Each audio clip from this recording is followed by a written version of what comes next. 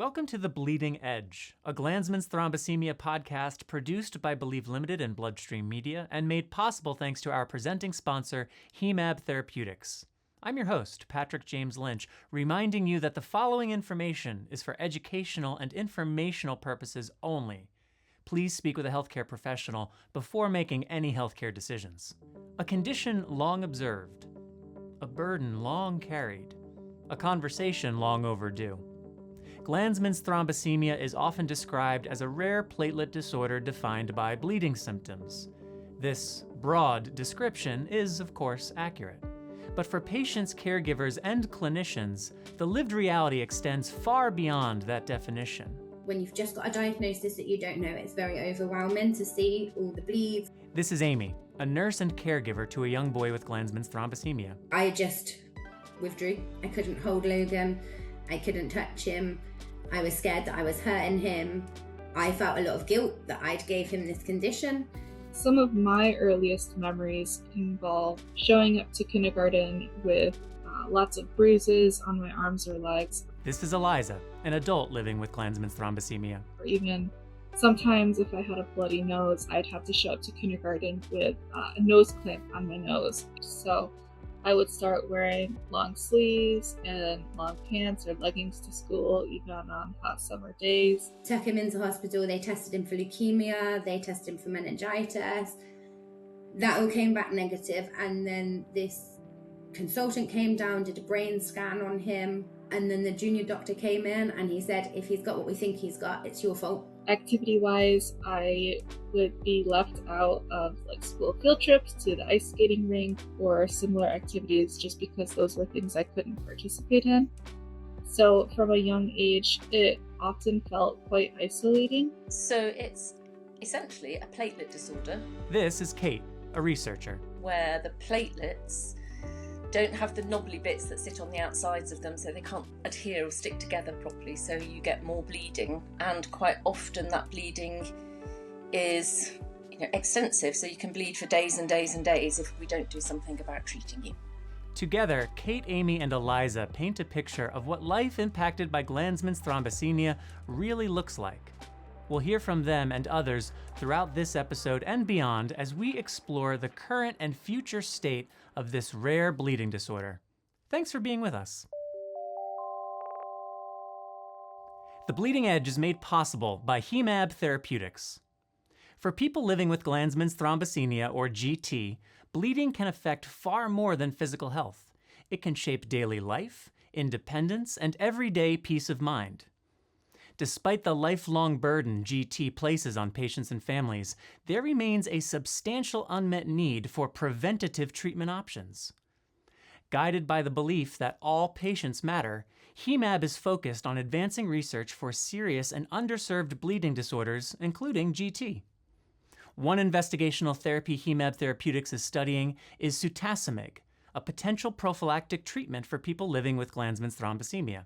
Sutasemig is currently being studied in clinical trials and has not yet been approved by any regulatory authority for use outside of clinical studies. To learn more about Hemab Therapeutics, Glanzmann's thrombosemia, and ongoing research into sutasemig, visit hemab.com. That's HEMAB.com. Now, back to the Bleeding Edge. So my name is Eliza Van Sweden. I'm a 26-year-old woman with Glanzmann's thrombosemia. Right now, I'm living in Kalamazoo, Michigan. I'm Amy Maiard, and I am a mum to a 6-year-old who has Glanzmann's thrombosemia. I remember some of the other kids in kindergarten just being so confused by this object on my nose and what was it. And at the time, I didn't have the vocabulary to explain, and I didn't really know either, so it was just kind of a challenging situation. So when he was first born, he was diagnosed at 7 weeks old. We had no family history. We obviously do, but not that we knew. No family history. Glanzmann thrombosemia is an inherited genetic disorder, and in most cases it follows an autosomal recessive pattern of inheritance, and that means a person must inherit one mutated copy of the gene from each parent. We got this diagnosis. I always say don't go on Google.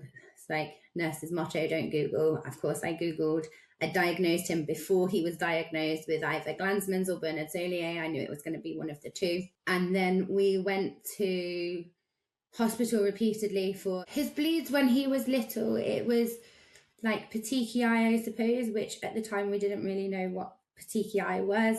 I'd never heard of petechiae either, but it refers to tiny spots of bleeding under the skin. So he had petechiae from his nappies, from his socks, from his sleep suits. I've got an older son, so I knew it wasn't normal. And so his first bleeds were petechiae rash, and then bruising. His heel prick didn't stop bleeding for a couple of days.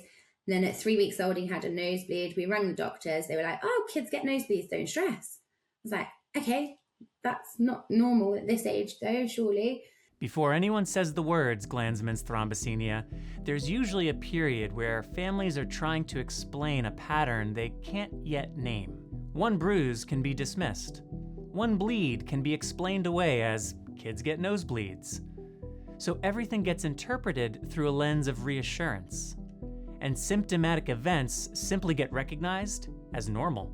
For many families, diagnosis isn't just about understanding a bleeding disorder. It's also about trying to understand inheritance, genetics, and how something they have never heard of suddenly became part of their lives. And in those early moments, information can arrive alongside fear, guilt, and uncertainty. But while families are often learning about Glanzmann thrombasthenia for the first time, the condition itself is not new. In fact, studies like One Day at a Time, Life with Glanzmann Thrombasthenia, have helped capture what patients and families have long been describing: early bleeding, repeated bleeding, and the ways people gradually adapt their lives around it. We've included that resource in today's show notes for anyone interested in learning more. The point is that the challenge has never been that Glanzmann's thrombasthenia is invisible. It's that so much of the experience happens long before anyone has language to describe it. And then again, at 5 weeks old, he had another nosebleed, the petechiae rash. And this is all pre-diagnosis. But patterns become difficult to ignore. Not because any one event is necessarily dramatic, but because the same thing keeps happening. Growing up, it shaped my daily routine. And then to always have the bruises on my arms and legs, even in public, where complete strangers would walk up to me and ask if I was okay, like if my parents were abusing me and things like that. So I think that definitely shaped my experience from a young age. When a condition begins in childhood, adaptation often starts even before understanding. You learn what to avoid. You learn what to expect. And eventually those adjustments can begin to feel ordinary, routine, normal. And in bleeding disorders, that early adaptation is often happening at the same time clinicians are still trying to define what exactly it is they're seeing. You might assume that after decades of studying a bleeding disorder, everyone agrees on what should be measured. But measurement starts with definitions. And in Glanzmann's thrombasthenia, some of those definitions are still evolving. In fact, in clinical research across non-hemophilia bleeding disorders, the definition of a bleed itself has been an active area of discussion. My name is Guy Young. I'm a pediatric hematologist. I would direct a large hemophilia treatment center here in Los Angeles, California, at the Children's Hospital Los Angeles. And we are a lifespan center, so we take care of children and adults in my center. And we do have quite a large number of patients with Glanzmann thrombasthenia. There's no standardization for Glanzmann. We started talking about counting bleeds in Glanzmann thrombasthenia, and it turns out that, we don't have a standardization of what is the definition of a bleed. So how can we understand a bleeding disorder like Glanzmann's thrombasthenia if we can't even agree on what a bleed is? When he got his diagnosis, we went online. We met a family who told us to gut our house, remove all our furniture, give up work, that life was going to be horrendous. That was our first interaction with anybody else that had Glanzmann's. I was beside myself. So in that moment, there's diagnostics being interpreted at home. Meanwhile, the definitions of the disease are still being standardized by healthcare professionals, and the first community member you speak with paints an awful picture. Acclimating to life with a new diagnosis can be arduous. Fortunately, Amy didn't let some early discouragement stop her from getting the information and support she needed. We did research, and then we came across on Google the Haemophilia Society and that they were having a newly diagnosed weekend. So I said to my husband, let's go. We met two amazing youth ambassadors who sat with us, wanted to learn more. They said, we've never heard of this condition, tell us. One's covered in tattoos. One stands at the bottom of a cheerleading squad, international. And we were like, okay, life isn't over. It's not as doom and gloom as everybody's telling us. Life isn't over. It's not all doom and gloom. Interacting with numerous community members began to paint a different picture for Amy and her family. And one of the staff that were there at the time said, oh, we've got trustee positions coming up and it would be really good to change the board up a little bit and have something that's different to haemophilia. Would you be up for applying? And I was like, yeah, okay. What does it entail? She's like, oh, just a meeting once every couple of months. I was like, yeah, I can do that.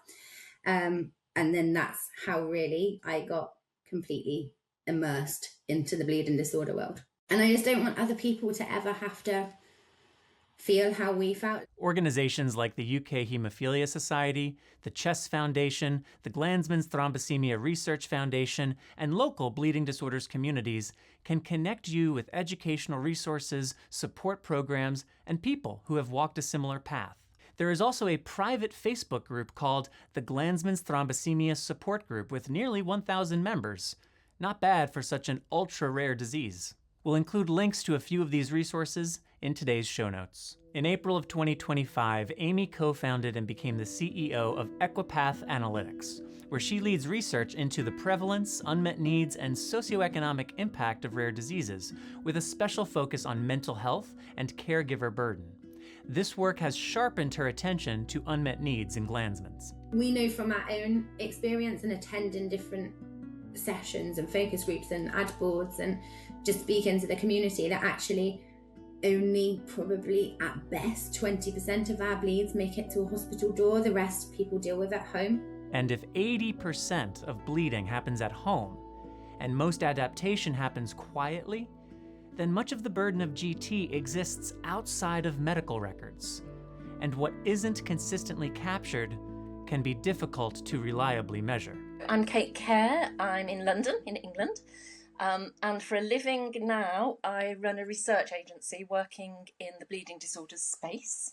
But before that, I was a haemophilia nurse at Great Ormond Street Children's Hospital in London for a very long time. So lots of experience of children with bleeding disorders. In bleeding disorders, what is visible clinically is not always the full picture of lived experience. But some researchers, like Kate, focus on exactly that. Lived experiences. My research has been very much qualitative, so lived experience, what is it like to be and why do you say that? And so that's where I went off and did a PhD in the lived experience of boys with haemophilia. And here I am now, still doing research into living with bleeding disorders. When it comes to lived experiences, one consideration is when does a person first start experiencing impact of the disease? So having worked in a children's hospital, I think the most people with Glanzmann's present early in life, so in very early childhood, sometimes even as neonates. So the youngest child I diagnosed was 2 weeks old. But having said that, I also diagnosed a young lady who was about 16, so she'd had very minor bleeding problems until she started her periods. And for the little children that are presenting very early, it's usually that they've got things like nosebleeds or petechiae, which is that little kind of like dotty rash that you get a lot in Glanzmann's, and that causes concern. And so it's then about getting seen by the right people to get the right diagnosis. A nosebleed here, a dotty rash there. Early signs can look familiar, but familiarity doesn't always mean clarity, especially with something as rare as Glanzmann's, which after all is quite rare. So if you read the textbooks, it tells you 1 in a million. If you go to countries where there is good registries of all the patients that are being diagnosed, so like here in the UK, it's probably about 1 in 500,000 people with Glanzmann's. But even prevalence data depends on what gets counted. We have patients who have really severe bleeding starting early in life, And we have other patients who didn't know they had Glanzmann until they had a surgery when they were 25 years old. Typically it's severe enough that you're going to present in childhood. Maybe not in the first year of life, but certainly in the first few years of life with substantial bruising, with nose bleeding. People with Glanzmann's thrombasthenia have platelets, but the platelets can't do one of their most important jobs. Because of a genetic mutation, they have trouble sticking to each other to form a stable clot, which can lead to prolonged bleeding. For some, that prolonged bleeding happens frequently. For others, less so. And for many, nosebleeds, unrelenting, unstoppable nosebleeds, are a real part of life with GT. One of the biggest challenges for me is bloody noses. So learning what causes a bloody nose, either the dry air or even going out on a hot summer day, or not playing as many sports that could have contact to the face. Yeah, it often felt like I had to grow up early a little bit compared to my peers. So I think there's a kind of a belief that most people with Glanzmann's don't bleed that much, particularly in older adult, not older adults, but in adulthood.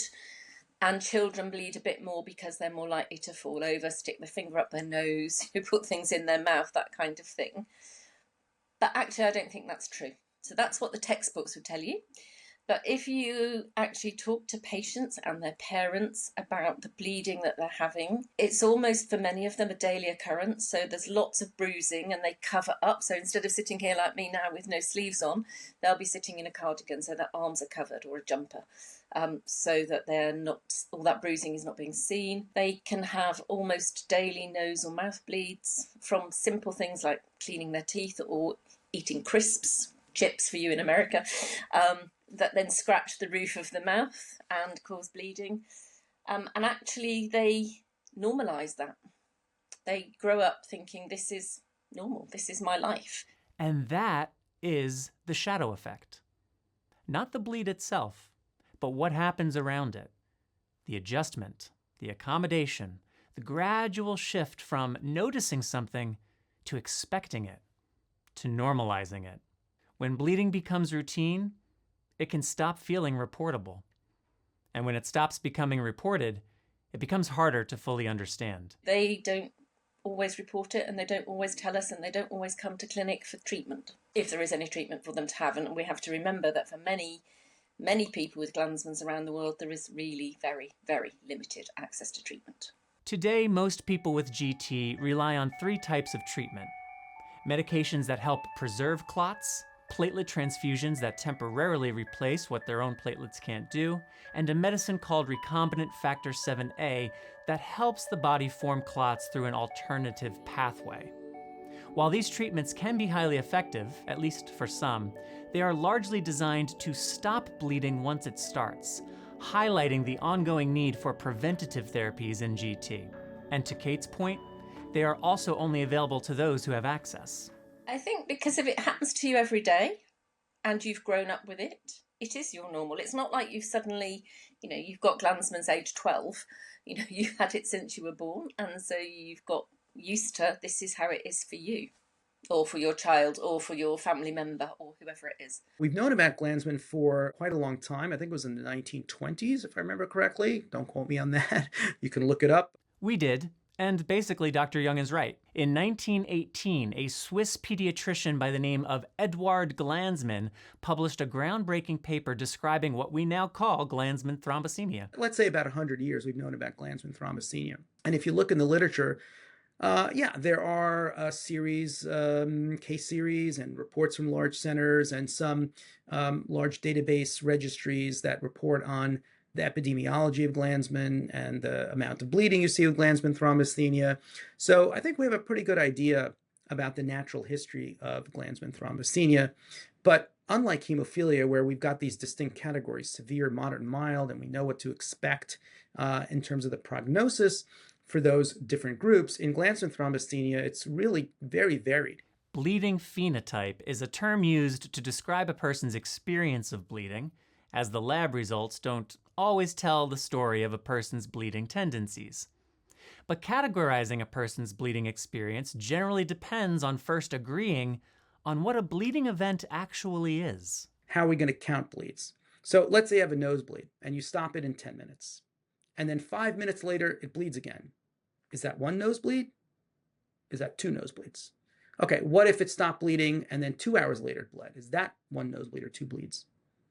I mean, if you had a nosebleed and it stopped and then a week later you had another nosebleed, well, that's two nosebleeds. Everybody will agree that's two. If you had one and then 5 minutes later you stopped it and then 5 minutes later it started again, most people say, no, that's one nosebleed. It just didn't really stop.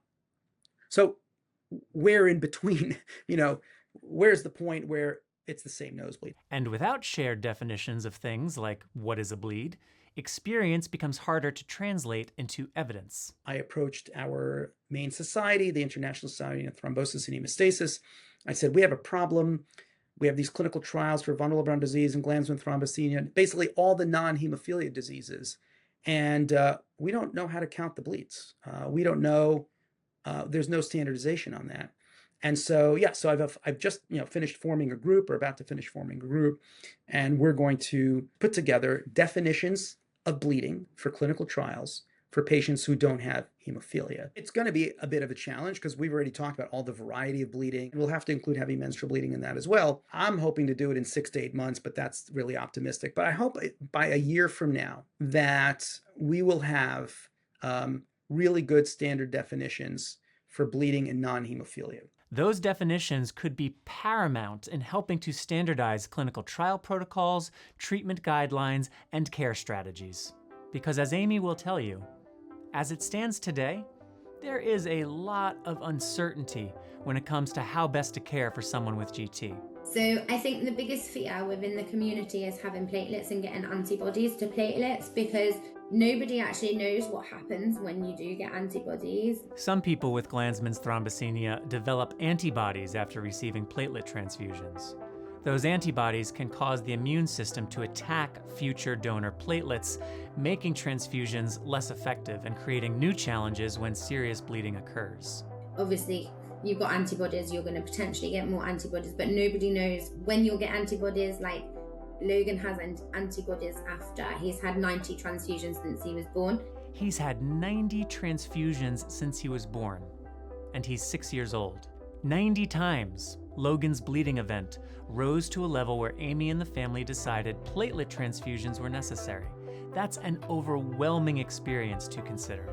And now, he's developed antibodies. But there are people who have had one transfusion and get antibody. There are people who have had thousands and have never got an antibody. So it's the fear of, am I going to risk an antibody and never having that life-saving treatment? Unpredictable treatment responses, limited treatment options, minimal appreciation for the true lived experience. Given the landscape of Glanzmann's, it's no wonder Amy wasn't satisfied and started to take action. I am looking forward to just being a part of the conversation and getting the voice of Glanzmann's out there, because there's no treatment. That's the issue, isn't it? Like, people do accept the unacceptable because there is no treatment. People are scared of what will happen.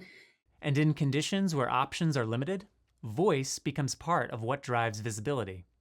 And as we continue here on The Bleeding Edge, a Glanzmann's Thrombosemia podcast brought to you by Believe Limited and Bloodstream Media, we are excited to have Amy with us going forward as a co-host for the next 3 episodes. I'm looking forward to talking about the real lived experience, if I'm honest. Not what healthcare professionals see and push. I think just, like I said, the good, the bad and the ugly. Like, it doesn't need to be just doom and gloom, because there are positives. But also it's important to talk about the caregiver. It's important to talk about the siblings. It's important to talk about the person with.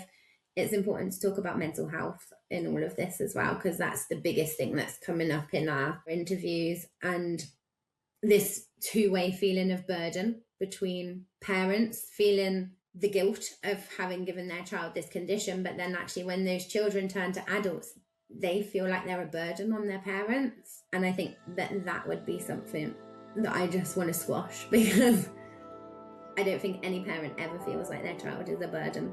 Glanzmann's thrombosemia has been known for nearly a century. And across patients, across clinicians, and across studies, the pattern is consistent. Bleeding begins early, it repeats, and over time, people learn to build their lives around it. We've never stopped him, is the one thing I will say. I've never ever stopped him from doing anything. Even as a baby, I was like, it's going to happen. It's got to happen. We've just got to roll with it, make it as safe as possible without stopping him from normal development. But even like doing baby massage, I was like, let me ring the consultant and check that I can do baby massage, because what if I hurt him? What if I'm bruising him? They were like, no, you're not hurting him. And it's hard. The challenge isn't that GT has been invisible. It's been known about for over 100 years. It's that much of what matters most has lived in the spaces between appointments, between hospital visits, and between the moments that make it into a chart. So the question isn't simply, what is GT? It's what happens when a condition is understood well enough to recognize it, but not yet well enough to fully address it. That is where we go next, in episode 2 of The Bleeding Edge from Bloodstream Media. If today's conversation sounded familiar, if you found yourself adapting to bleeding instead of reporting it, know that you are not alone. One of the most important ways the GT community can move research forward is by sharing lived experience. Every reported bleed, every survey completed, and every patient story helps create a clearer picture of what life with Glanzmann's thrombosemia actually looks like.